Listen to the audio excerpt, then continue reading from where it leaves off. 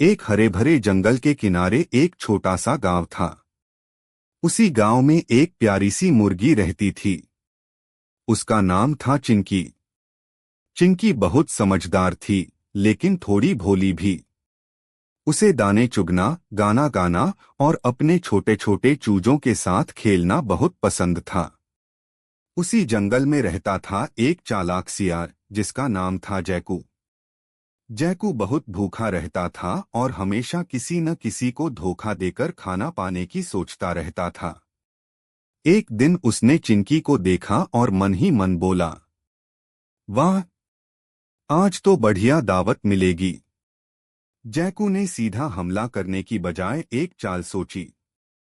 वह बड़े ही सज्जन बनकर चिंकी के पास आया और बोला, नमस्ते बहन चिंकी। मैं तो आज से बिल्कुल बदल गया हूँ।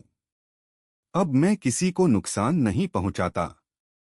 चिंकी ने हैरानी से पूछा, सच में?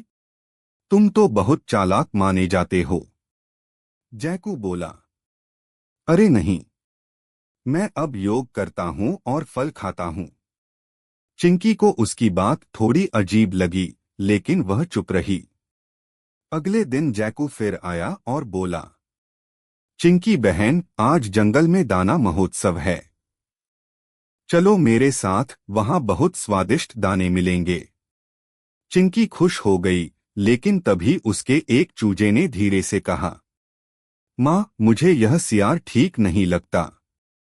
चिंकी समझ गई कि कुछ गड़बड़ है। उसने तुरंत एक नकली योजना बनाई। वह बोली, ठीक है जैकू, लेकिन पहले तुम मेरी आवाज सुनो। अगर तुम्हें पसंद आए तभी मैं चलूंगी। जैकू खुश हो गया और बोला, जरूर, गाओ गाओ।